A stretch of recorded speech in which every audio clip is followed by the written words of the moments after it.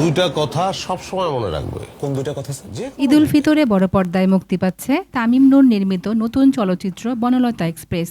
হুমায়ুন আহমেদের জনপ্রিয় গল্প কিছুক্ষণ অবলম্বনে নির্মিত এই সিনেমায় অফিসিয়াল পোস্টার প্রকাশের পর এবার উন্মুক্ত হয়েছে ফার্স্ট লুক, যা প্রকাশের পর থেকে দর্শকের কৌতূহল বাড়িয়ে দিয়েছে। বুধবার সন্ধ্যায় হইচই বাংলাদেশ ও বুড়িগঙ্গা টকিজের ইউটিউব চ্যানেল সহ বিভিন্ন সামাজিক যোগাযোগ মাধ্যমে ফার্স্ট লুকটি প্রকাশ করা হয়।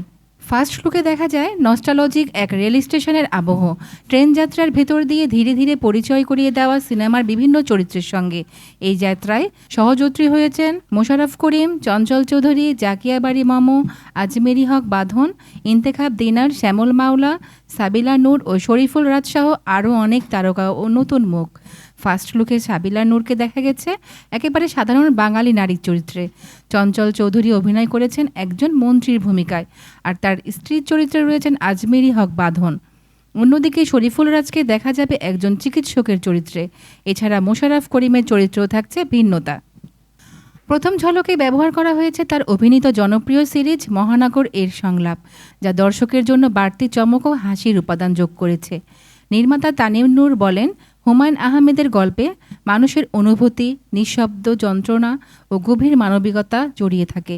বনলতা এক্সপ্রেস সেই অনুভূতিরই একটি ভিজুয়াল যাত্রা। এই সিনেমার মাধ্যমে পুরো বাংলাদেশকে একটি ট্রেন যাত্রার অভিজ্ঞতা ও অভিন্ন অনুভূতিতে বেঁধে ফেলার চেষ্টা করা হয়েছে।